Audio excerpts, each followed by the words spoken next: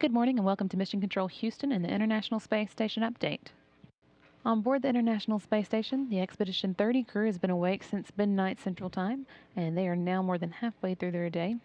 U.S. Commander Dan Burbank and U.S. Flight Engineer Don Pettit, as well as European Flight Engineer Andrei Kuipers, and Russian Flight Engineers Oleg Kononenko, Anton Shkaplerov, and Anatoly Ivanishin, are currently orbiting 259 miles above the South Pacific Ocean, heading towards Central America.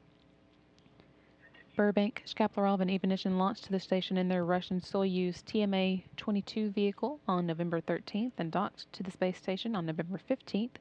So they're working on their 107th day in space and their 105th day at the space station. Kononenko, Kuipers, and Pettit followed them into space in their Soyuz TMA-03M on December 21st and arrived at the station on December 23rd. So they're working on their 70th day in space and their 68th at the station.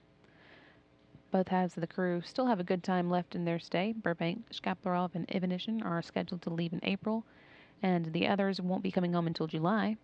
But even so, however, preparations are being made for the departure of Burbank, Shkaplerov, and Ivanishin. Reboost using the Zvezda service module thrusters. It's planned for 4:12 a.m. Central Time tomorrow to get the station in a good position for that undocking and a number of other activities, including the arrival of the next Progress and the 3 crew members that will take Burbank, Shkaplerov, and Ivanishin's place.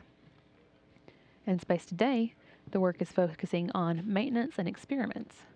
Flight Engineer Don Pettit is working on 2 experiments, the BCAT-6, or Binary Colloidal Alloy Test Number 6 experiment, which looks at how liquids and gases separate without gravity's interference and how that separation forms structures.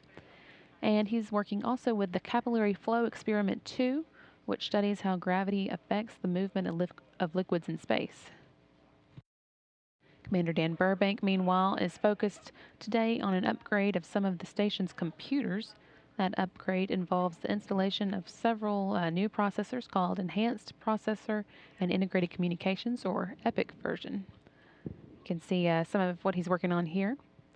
Flight Engineer Andrei Kuipers is also working with station computers today, and on the Russian side of the station, Anton Shkaplerov and Anatoly Ivanishin are unpacking Progress 46, which arrived at the station on January 27th, carrying just under 3 tons of food, fuel, and equipment, including 2,778 pounds of spare parts and experiment hardware.